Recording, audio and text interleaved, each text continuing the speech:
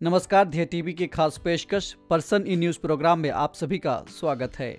मैं हूं केसरी पांडे और इस एपिसोड में हम बात करेंगे नए एयर चीफ मार्शल के नियुक्ति की।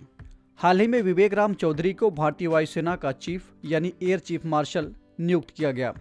उन्होंने air chief marshal RKS Bhadauria की जगह ली। पद संभालने के बाद विवेक राम ने कहा कि भारत की संप्रभुता और अखंडता की किसी भी कीमत पर रक्षा की जाएगी। बता दें कि विवेक राम चौधरी 29 दिसंबर 1982 को वायुसेना की लड़ाकू शाखा में नियुक्त हुए थे। अपने 38 सालों के लंबे करियर में उन्होंने भारतीय वायुसेना के तमाम प्रकार के लड़ाकू एवं प्रशिक्षक विमान उड़ाए हैं। उन्हें MiG-21, MiG-23 MF, MiG-29 और सुखोई 30 MKI लड़ाकू विमानों के ऑपरेशनल उड़ान समेत 3800 से ज्यादा घंटे के उड़ान का अनुभव है। इसके अलावा उन्होंने भारतीय वायुसेना के तमाम अन्य महत्वपूर्ण एवं संवेदनशील पदों पर अपनी सेवाएं दी हैं। हाल ही में पूर्वी लद्दाख में जब तनाव की स्थिति पैदा हुई थी तो हालात के मुताबिक उन्होंने वायुसेना के संसाधनों की तुरंत और बेहतरीन अभियानगत तैनाती सुनिश्चित करने में प्रभावी भूमिका निभाई थी।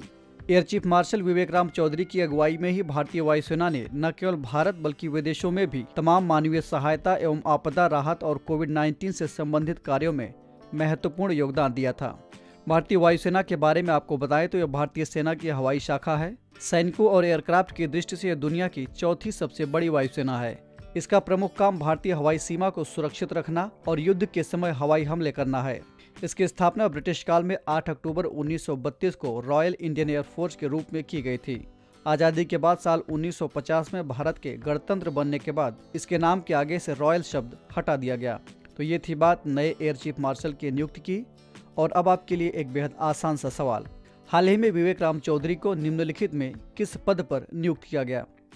आपके विकल्प हैं A CBI प्रमुख के तौर पर, B भारतीय वायुसेना में एयर चीफ मार्शल के तौर पर, C भारतीय प्रतिस्पर्धा आयोग के अध्यक्ष के तौर पर, अथवा विकल्प D संघ लोक सेवा आयोग के अध्यक्ष के तौर पर। आप अपने उत्तर हमें कमेंट बॉक्स में दे सकते हैं। इस एपिसोड में इतना ही।